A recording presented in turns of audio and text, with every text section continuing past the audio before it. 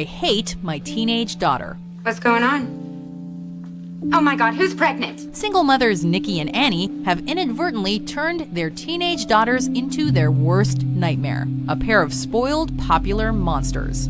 A domestic satire like this sounds good on paper, but ultimately flops in execution. The characters are unbelievable and unsympathetic, even the ones we're supposed to sympathize with. And it's difficult to truly get invested in any of them. You told me this started 2 hours ago. It's what I do. The writing is completely toothless, with the premise feeling more like a setup for feeble punchlines. Fortunately, plummeting ratings finally ended the show, and we all learned a valuable lesson. Don't be Annie or Nikki, and discipline your children. But it's really not that bad. Number 9. Homeboys in Outer Space. I knew I should have listened to my horoscope. It said I'm going to die. A sci-fi parody sitcom can be hilarious if done right. If only UPN knew that when they greenlit this. Flex and Daryl Bell star as the fun-loving Tiberius and the straight-laced Morris, two 23rd century astronauts traveling through the cosmos in their winged car. The series boasts some memorable guest star appearances, but not so much humor, mostly relying on rather forced sci-fi references and racial stereotyping. You, me, and a nuclear warhead. A menage a boom! Following a long line of low ratings and criticism, including protests from the NAACP, the show was canceled and rightfully forgotten in the black void of space. But I must warn you, ladies, I don't perform well under pressure. Number 8. Two Broke Girls. Is that annoying? Is that obnoxious and rude? I'm a business genius, and I will always land on my feet. Oh, really? Because today you kind of landed on your front.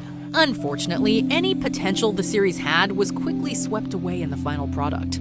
All thanks to a combination of humorless and obvious jokes, rather tasteless racist stereotypes, and a heavy reliance on sexual humor. You can't tell an Asian he made a mistake. He'll go in the back and throw himself on a sword. After a 6-year run, CBS finally put it to rest, and television feels much richer without it. We really need these jobs. Number 7. Mulaney. They're like, does that work? I'm like, it didn't not work. It's not uncommon for stand-up comedians to land their own sitcoms as fictional versions of themselves. While some thrive, like Seinfeld, others, like Mulaney, not so much.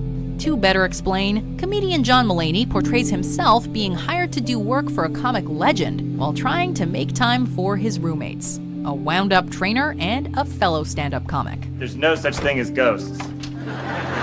Yeah, Andre. Hey, Mulaney. What ultimately dooms this sitcom is how dated it all feels. It follows a similar formula to 90s sitcoms and comes off as a Seinfeld ripoff. With nothing new to offer, you'd be better off like Motif and binge-watching Friends instead of one episode of this mediocre program. Oh, I remember these faces on TV. I always thought it was the news. Number 6. Dog with a Blog.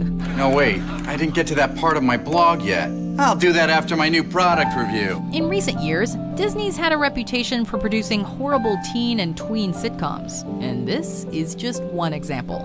This blight of a series follows 3 step-siblings adjusting to life as a new family, and living with a talking dog named Stan, who runs his own blog. Because, of course he does. It makes me so mad. I just wanna...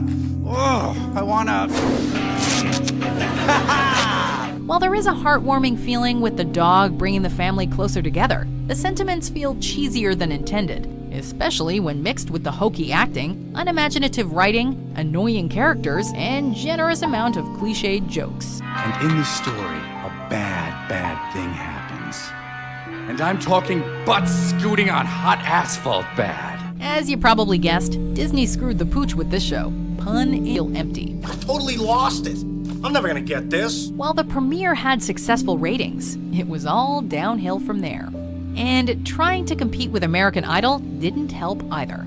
The series concluded after 2 seasons, but Matt LeBlanc is not out of the sitcom game yet. Ask your mother. Not now. Do it later when I'm not around. Love you, Daddy. See? Katie thinks I'm doing great already. Number 4. Cavemen. The Caveman Geico commercials are truly some of the smartest and funniest television commercials of all time. It's so easy to use Geico.com, a caveman could do it. What? Not cool. I did not know you were there. I didn't know Unfortunately for all those involved with the Cavemen television show, based on those commercial characters, the series is not remembered as fondly. While there might have been a few moments of actual wit and humor, the attempt to translate the ads to longer-form storytelling was pretty much an abject failure. Really? That's Nick. He's Joel's best friend. Oh my god. No, he's alright. A little pushy. I'm standing right here. The Chicago Tribune even called it one of the 25 worst TV shows ever. Not just sitcoms, but shows. Turns out that making a quality sitcom is so hard, even a caveman can't do it. Yeah, I'm done. Are you serious? Number 3, Fred the Show. Yeah, you're right. This one's terrible. Be careful of what you adapt to TV from the internet. It could be something great and hilarious, or it could be Fred the Show. What's wrong? The door won't open. It must have locked behind us. That's right. Someone over at Nickelodeon greenlit 3 TV movies and a sitcom for Lucas Cruikshank's character / YouTube sensation, Fred Figglehorn. Not unlike the web videos, the series follows Fred's misadventures while he talks to us and shrieks at us. Wow, you look so cool. You can't make me wear this, Figglehorn. His annoying behavior and aggravating voice wore thin on critics' nerves, and ratings plummeted until Fred was finally put to rest after 1 season. Thankfully, after this and Marvin Marvin, Lucas cut ties with Nickelodeon and retired the Fred character. Baby. Oh, Mother. The series follows attorney David Crabtree as he buys a 1928 Porter that ends up being the reincarnation of his departed mother. David, it's very sweet of you to put a lock on the door, but I'm perfectly capable of taking care of myself. Spoken like a true mother. For the rest of the series, David tries to protect his mother from a shifty car collector fresh out of a silent film. There have been plenty of gimmicky sitcoms over the years, but this one takes the cake. The concept is ridiculous, the characters are unrelatable, and the whole thing didn't stand a chance with the critics. Luckily, the crew moved on to more acclaimed projects, but it's hard to forget something this unreal. If that's what my son wants, That's fine with me. Before we continue, be sure to subscribe to our channel and ring the bell to get notified about our latest videos. You have the option to be notified for occasional videos or all of them. If you're on your phone, make sure you go into your settings and switch on notifications. Number 1, Heil Honey, I'm Home. Heil Honey, me. What did I do now? Britain has boasted its fair share of vulgar comedies, but this was just in poor taste. The premise for this disaster is basically the honeymooners meets the Third Reich. Adolf Hitler and Eva Braun as a typical sitcom couple with dull Jewish neighbors. Hey, hi, Adolf. They got the car?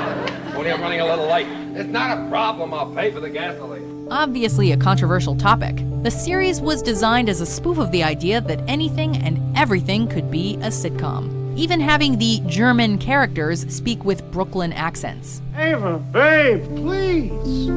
I'm the Fuhrer. I'm a busy man. I can't just walk off the job at 5 o'clock. Even with the corny jokes and cliched sitcom characters, you just can't overlook Hitler being the protagonist. Thus, the series was pulled after 1 pilot episode.